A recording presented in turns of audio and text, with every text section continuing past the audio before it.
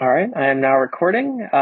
So you understand the risks associated. You understand that this is an interview that is being recorded and you consent to all of these things. Yes. Great. So my first question for you is, can you tell me about where you grew up? Yeah.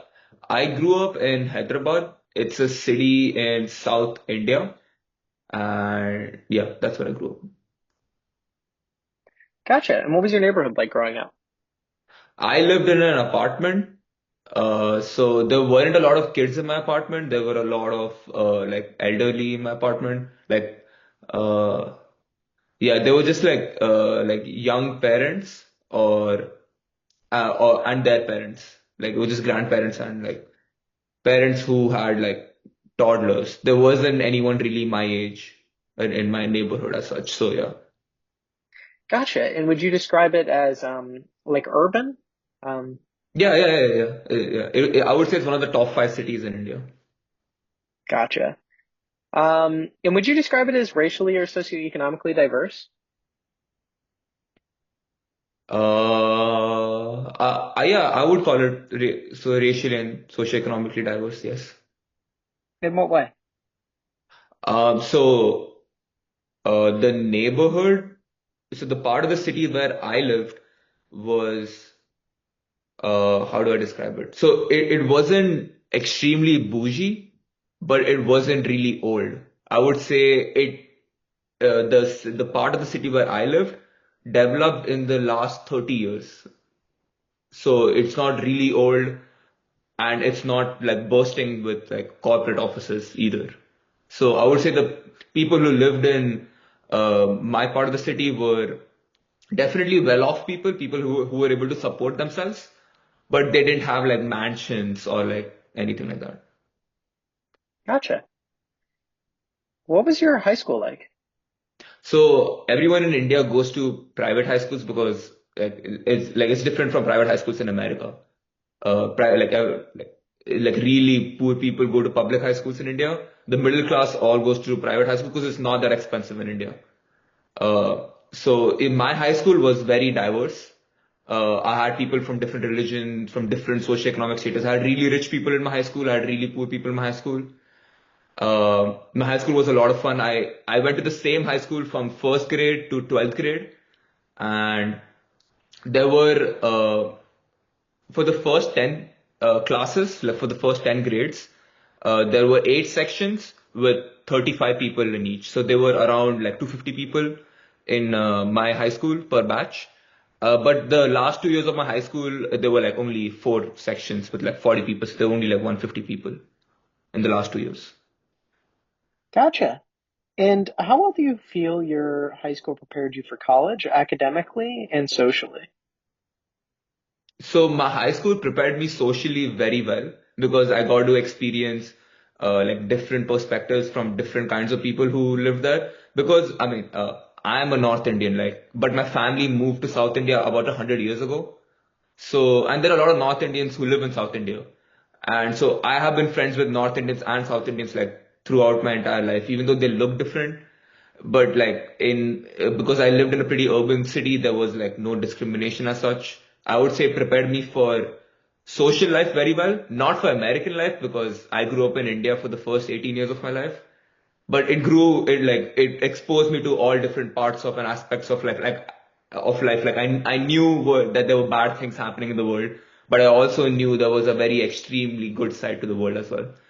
So I would say my high school prepared me in that way, but it didn't help me a lot in any way with college applications. Like nobody from my high school applies to the US. They all apply to elite colleges in India, and or like even regular colleges in India. Like there were like three people out of like 150 people who went abroad from my high school. Not because they couldn't go, it's just that nobody from my high school applied abroad. I don't know why.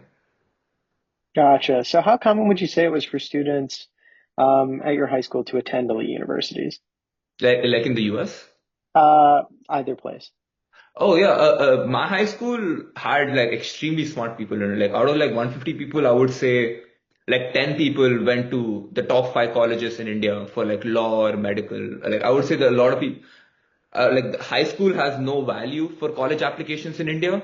Like unlike Actually, I don't think it does in the US that much. But because the way college applications work in India is that there's an entrance exam, and if you score high in this exam, you get in. If you don't, you don't get in. So it's just that my school had a very rigorous academic curriculum.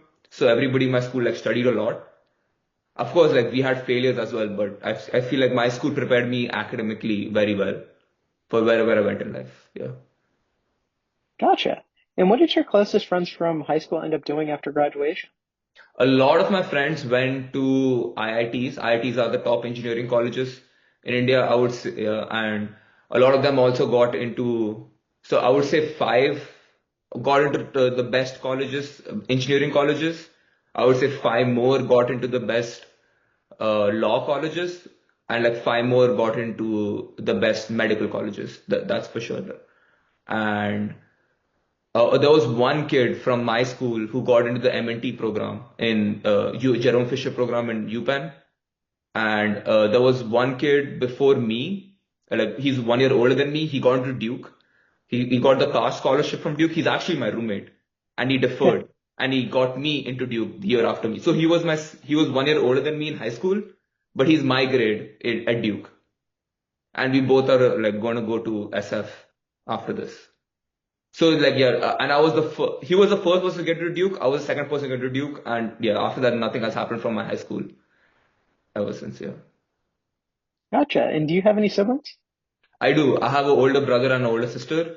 My sister is 4 years older than me, and my brother is 6 years older than me. My sister got married 2 years ago, and my brother got married last year. And did your siblings go to college? Yes, my brother went to college in Bangalore. It's a pretty big city in India, South India as well. My sister went to a college that was just like outside of my city. It's yeah, like nothing to be like nothing special about these colleges. Gotcha. Yeah. And can you tell me about where your parents are from?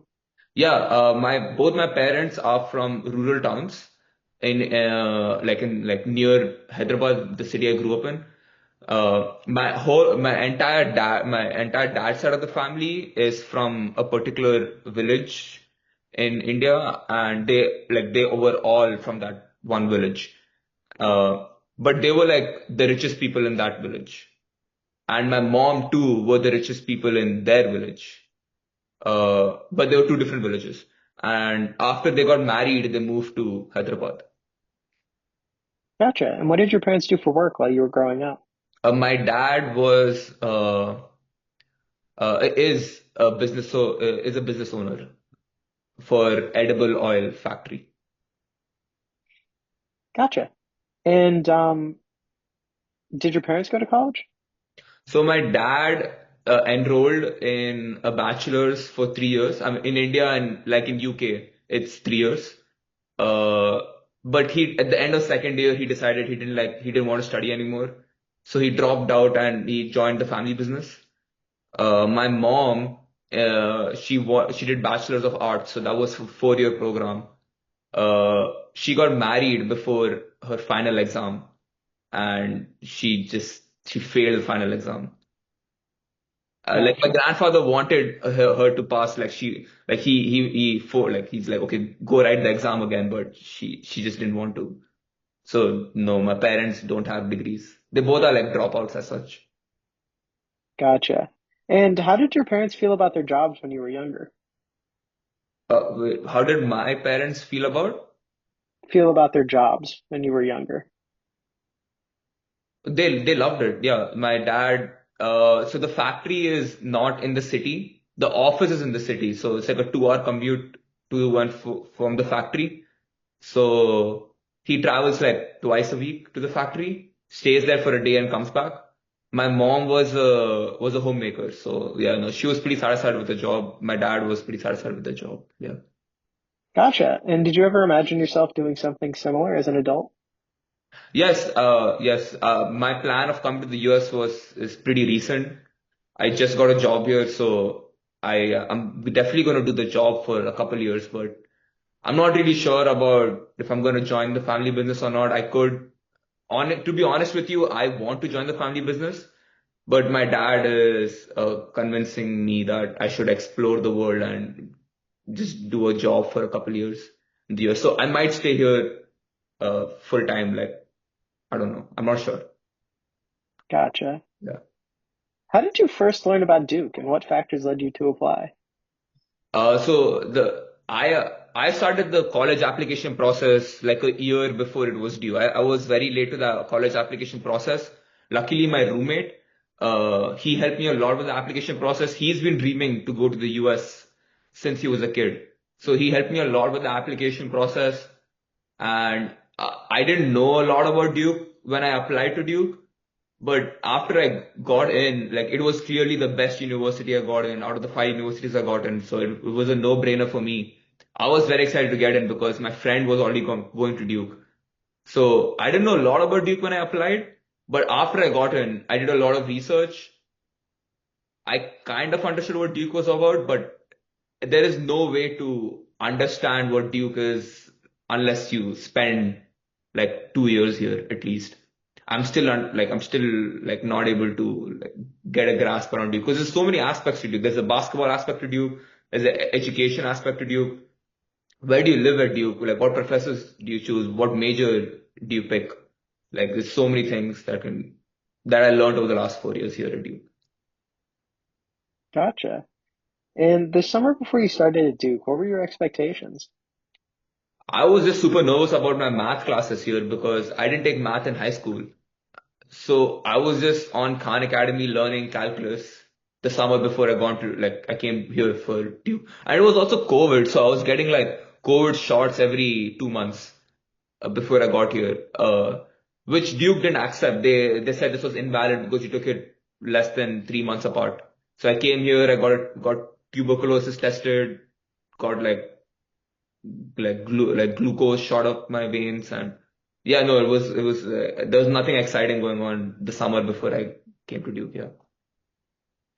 Gotcha. And what were your first impressions of Duke when you finally arrived?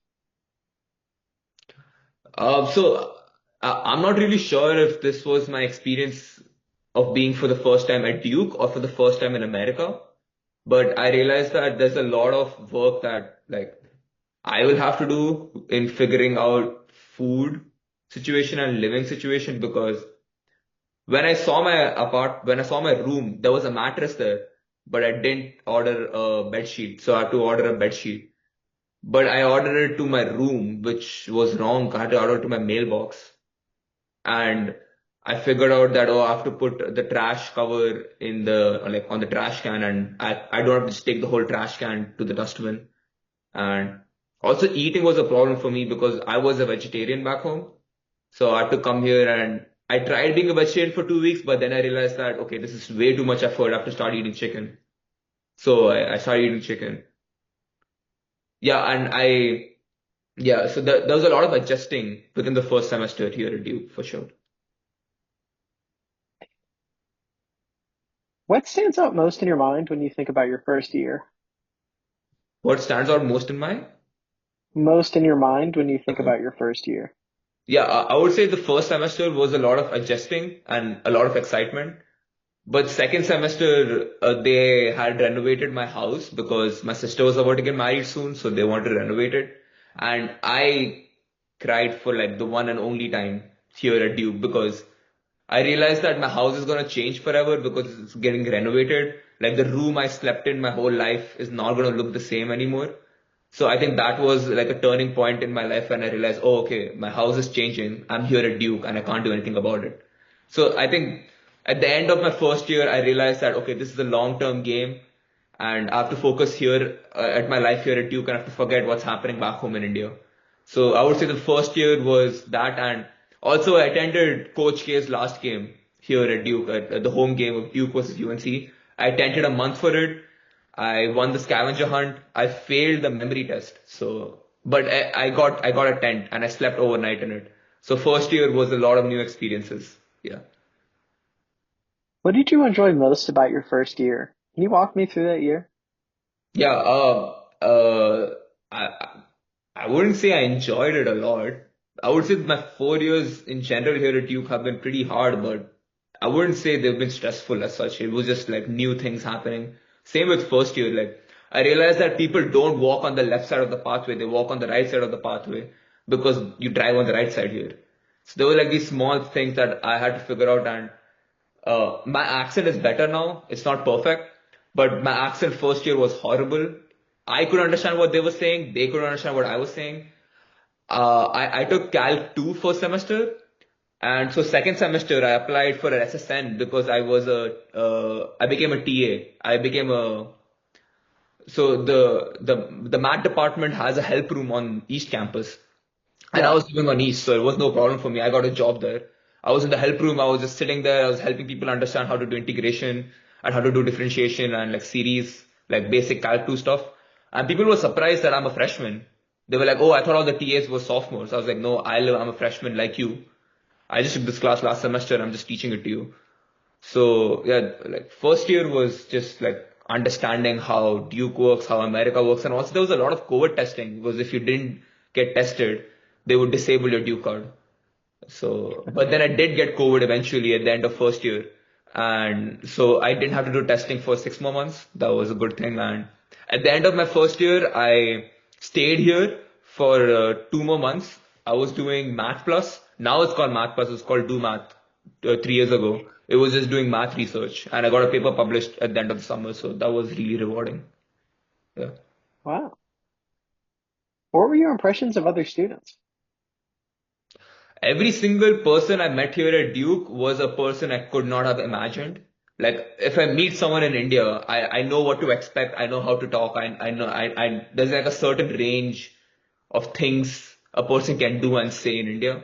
But that does not apply here at Duke. I think that's definitely a Duke thing. I don't think that's an American thing. I think people here at Duke are just the Duke difference.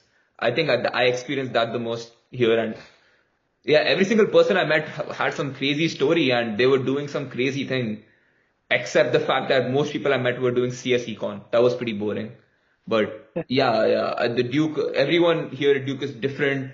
I was playing poker with some people in the basement of GA, but I was also watching Bollywood movies with someone else in the basement of GA. I was taking writing classes with some other freshmen here on East Campus, and I was just learning about like what books are popular here. Like the first year was just crazy all over the place. Speaking of your classes, what were your impressions of your classes? I had pretty good professors. First year, oh yeah, my first class here at Duke, I went to Econ 101. It was in the Brian Griffin Theater uh, inside BC, and yeah, at the end of the first class, the DUS of the Econ department like says that, oh, after your final you can just go hit a bong. Like I don't care. And that was really surprising to me. And I was like, okay, this is my next 4 years, I guess. I dropped out of Econ 101. Decided to take Econ 201. I was like, okay, I already know what's going to happen in 101. Because 101 was pass fail back in the day. So it was pretty easy. I had a credit for it. I thought I could just like skip it. And I took 201 first semester. Yeah, my class were pretty fun. I took Calc 2 first semester as well. I didn't know that there was a numbering system, so I took Pol Sci 427 first semester. That was a very bad decision. I shouldn't have taken it at such a high level class. Second semester was better. I took linear algebra. That was the best math class I ever took. The professor for that class I chose her to be my math advisor. I met her last semester. I meet her every semester to discuss what classes I should take. Yeah, I would say math classes I took had a profound impact on me, and that was the reason I became a math major. And most of my classes were boring except for the math classes. Yeah.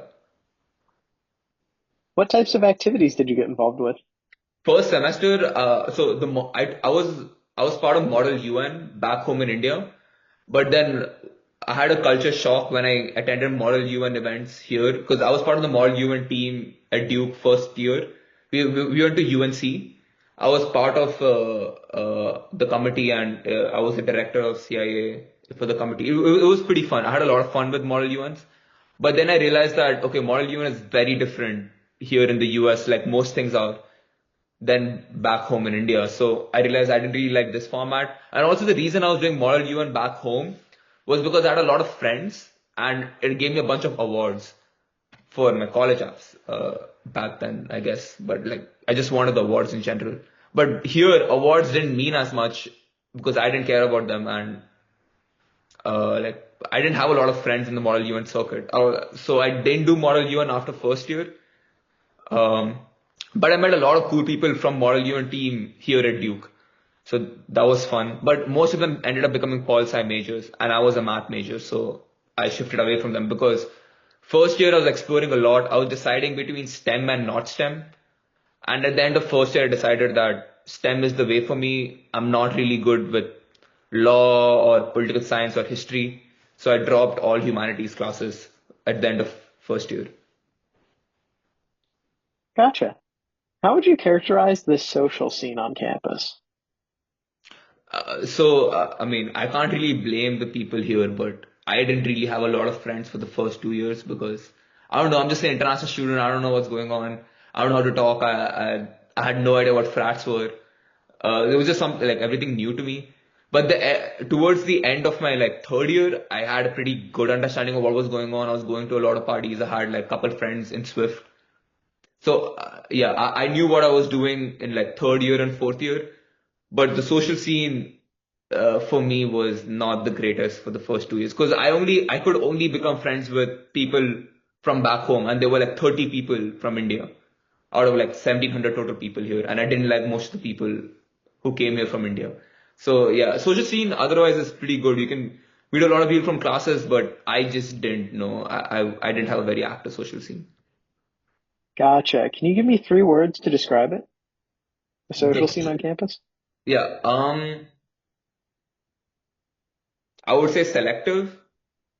I would say it's very proactive, and I would also say it's very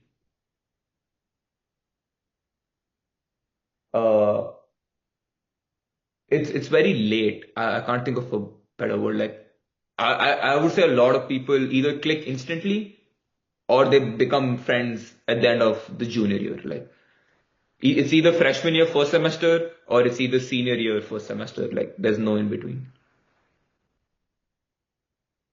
Gotcha. Are there any high status people on campus? I mean, there are a lot of celebrity kids on campus and there are a lot of celebrities on campus, but I wouldn't really call them high state status because they don't really have like any. It's 1,700 people. There's nobody like following anybody or looking or like expecting somebody to make a decision so they can copy them, like back in high school or something. No, yeah. Gotcha. And are there any low status people on campus? Oh, yeah. How do you identify low status people? Can you They describe them to don't, me? they don't go to the gym that often. Uh, and they talk very rudely and their GPA is very low. Yeah. Gotcha. And how often do you interact with these people on campus? I mean, I'm friends with a few of them. I don't really judge them as such, but no, like I would say low status people probably make up like 5% of my friend circle. No, not that much. Gotcha. What stands out to you as your most formative experiences from your time at Duke?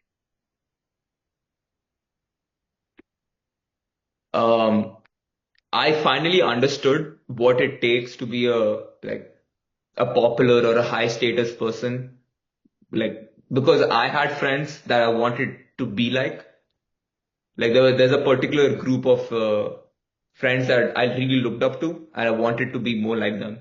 So I learned a lot from them, like the way they talk, the way they sit, the way they express themselves, the things that they like, the things that they buy. Yeah. Gotcha. And which semester or semesters have been your favorite? I would say junior spring and senior fall were my favorite. Why? Junior spring was the was the time before I had any responsibilities, any jobs, or like I was that was the last semester where I was just a college student looking forward to absolutely nothing. And junior and senior fall was the exact opposite. I had gotten an internship, I had completed my internship, I had gotten a return offer, and that was the time where I was actually looking forward to my life after college. So I think those 2 semesters were, yeah, 2024 as a whole was a very transformative year for me. Gotcha. So now we're moving to the next section of this interview. I've titled it College in Retrospect. And the first question I have is, what are some of the key ways you have changed as a person at Duke? The I have zero ego now. Like before I came to Duke, I was just filled with ego. I was like, there's nothing you can say to me because I'm going to Duke University. But at the end of Duke, I don't really like it. Duke has humbled me a lot for sure. Like, yeah, I would say that's been a very transformative experience. Gotcha. Yeah. Um, has your relationship with your parents changed during your time at Duke? Yeah, yeah, yeah. I didn't value money as much and what my parents did for me before I came to Duke. But then now that I'm also earning a bit, I can put my college education fees into perspective. So that's a big part of. I'm very grateful for my parents. They visited the America like for the first time because of me. Like they got their visa because of me, and they just came now for my graduation ceremony. Like they were with me for the past 2 weeks. So yeah, that was a very transformative experience because yeah, I was like a very like teen. I mean, I was a teen when I left Duke. When I left for Duke, like I was 17. But now that I'm 22, yeah, I'm very grateful for my parents, and I definitely was not grateful for them before. Gotcha. Are you still close with your friends from high school? I'm close with different friends from my high school. Like the people I was friends with during my high school time, I'm not super close to them now because I don't like them anymore. But I'm still friends with people from my high school who are not the people I was friends with when I was in high school. Yeah. Like Gotcha. I'm not the kind of person who keeps in touch with people, but as soon as I go back to my city, I'll message them and we'll meet up. Yeah. Do you feel closer to your friends at college? Yeah. Gotcha. What do you think are the most valuable aspects of going to college in general? It's uh it's just like living independently. Like you come up with a system that only involves you. There's no parents involved, there's no friends involved. It's just you. You have to figure out how you should be attending classes. You should figure out like how you should time your meals and how you should take care of your body. Like when you should be going to bed, when you should be waking up, like how much you should be drinking, how much you should be smoking. It's completely dependent on you. So it definitely made me. I was a very independent person even before I came to Duke. But at Duke, I became a completely independent person. Like, there's nobody's gonna look after you. Like, even if you say something wrong in a social scene, if you are back home, your parents would take care of it. But over here, it's just you. Like, you're not gonna have friends anymore. Yeah, so it definitely made me a very independent person. And so you would say that that's the most valuable aspect for you personally? Yeah, yeah. Gotcha. What do you think are the main benefits of going to Duke University in particular? It's so I had a class last semester. I'm happy I took it at my last semester at Duke. It was the economics of the rich. And there was a whole week dedicated to talking about how Duke is a privileged society, and even there are parts of Duke that are more privileged than others. So I think that has put a lot of perspective in like my life because I feel like I'm not as privileged to the people here at Duke. But Duke as a whole is more privileged than the rest of America and the world. So I'm always forward looking, I'm always upward looking. I'm trying to get I'm trying to become more like the people here at Duke. So I would say being a top five university was the best part. Like, okay, it doesn't sound right, but that is honestly the best experience here at Duke. Have you had any experiences when Duke's name recognition has helped you at all in life, either personally or professionally? Um, Not really because I didn't get a job at like investment banking or consulting. I got a job at a like pretty small five. I'm the fourth person at a startup. I'm a data scientist for a consulting company. The people I work for have no idea what I do. Like I code in Python. They expect everything to be in Excel. So I wouldn't say the Duke name has helped me get this job as such because Duke is a very reputed name and you would expect a lot of my friends have gotten jobs at top name investment banking firms and consulting firms because of the name, but not me as of now. Maybe later down the road. Yeah. Do you think going to Duke affects how people see you? Yeah. Why shouldn't it? It should. That's the point of going to Duke. Yeah. In what way? Um, I went for an interview at Jane Street. I didn't get an offer from there, but when I went there, a guy said, "Oh, I go to a small college in the like outside of New York, New Haven or something." And then here's the HR was like, "Oh yeah, what college?" He's like, "Yale." I'm like, "Okay, bro, like, calm down. Like, you don't have to say that. We just say you go to Yale." So it's that aspect where I realized that, oh, I go to Duke. I don't have to act like I go to like a no-name college. Like I have to act like I go to Duke. Like people ask me where you go. So I think when they ask me where I go, I think of the location. So I say North Carolina, but people say, wait, so you go to UNC? I was like, no, no, no, I go to Duke. So they're like, wait, so why didn't you say Duke? I was like, oh, I thought you meant where. So people keep thinking I'm trying to hide my college from them because I say North Carolina. Because like, okay, wait, no, I'm just gonna say Duke from now on. So it definitely like there's a lot of like small semantics on social scenes where you have to be aware of the privileges attached to Duke. So these are the experiences that I have faced. But apart from that, I feel like in general in the world, people don't like the fact that Duke has some privilege attached to it because you can see it in White Lotus.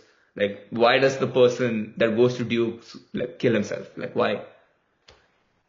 Yeah, just I don't get it. But yeah. What types of skills have you gained by attending Duke? I have gotten better at math. I have also gotten better uh, in like learning about America. Like I know what to talk about. I know what sports people play. I know what like going on this weekend. I know what Memorial Day stands for. I didn't know what that was before. Yeah, I just there's nothing in particular that I learned from Duke. It's just like general experience. Gotcha. How would you describe your relationship to Duke? I don't like any particular aspect of Duke. I feel like I'm happy that Duke's dorms are not built like construction dorms. They're pretty interesting. And it's only like 4 floors. It keeps every living aspect unique. Like when I went to UT Austin, there were like 20 feet, 20 floors of apartments on top of each other. And I was like, okay, I do not want to live here. It looks so boring. Duke is like very unique in that way. So yeah. Gotcha. Do you feel a sense of pride or loyalty for Duke? Yeah, yeah. In the future, do you think you will donate money to Duke? A lot of professors have told me that I should start donating like $5 every year. And when I get richer, I should donate like $100 every year just so my kid gets legacy or something. But no, apart from that, no, I don't see myself donating. What are you planning to do after your graduation? I know you mentioned that you were potentially going to be working a few more years. Yeah, Um, yeah. So I don't want to study anymore. I want to work. I'll be a data scientist for a consulting company. So yeah, that's what I'll be doing. I maybe masters in finance at Stanford, like 3 or 4 years down the road, so I can switch to quant. But I'm not sure about that. How did you decide on that, and what else did you consider? So so I took a class called numerical analysis last semester, and my professor was, I mean, she wasn't really a professor, she was like a PhD student or something. She told me that she did a master's at Stanford, this particular course, and she did an internship in the quant sector. And I've had a couple interviews from quant companies. I, in fact, got more interviews in quant than I got zero interviews in investment banking, but I got five interviews from quant. So I don't know if that makes sense, but I definitely want to switch to quant later. Gotcha. And what are you looking forward to after college? I'm looking forward to working and earning money as such. I don't know. No good answer. Do you have any ideas about where you want to live? Because my work is remote, I technically can live anywhere, but I definitely want to live close to my work. So I'm either going to be in SF if I have a roommate, but if my roommate like doesn't want to live with me or something, I'll move to LA. That's Gotcha. where like, core of my like company people live. Gotcha. And do you have a partner? If I yeah, I do have a roommate. Yeah, we're partner. What do you mean by partner? Significant other? No. Gotcha. Yeah. Do you have any long-term plans for the next 5 or 10 years? No. Do you anticipate starting a family in that time? Yes. 10 years? Yeah. Gotcha. And then my final question is there anything else you would like to share with me, or is there anything you would like to ask me? Can I get a recording of this after we're done? Yeah, Or sure. yeah. Okay. Yeah. Do you want the, I mean, I can give you, like, do you want the, well, hold on. I'll end the recording and then I'll answer. Yeah. Okay. Do I have any questions?